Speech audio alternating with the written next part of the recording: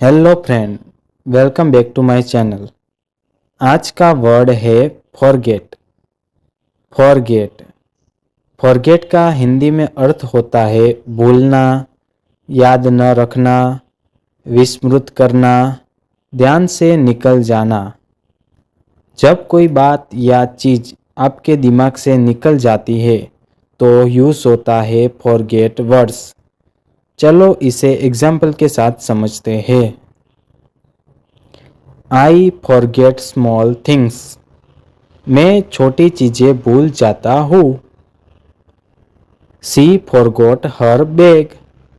वह अपना बैग भूल गई। Do not forget your homework. अपना होमवर्क मत भूलो। सो फ्रेंड, आज का वर्ड था फॉरगेट। अब कमेंट में लिखो डोंट फॉरगेट। मिलते हैं नेक्स्ट वीडियो में। चैनल को लाइक करें, सब्सक्राइब करें। धन्यवाद।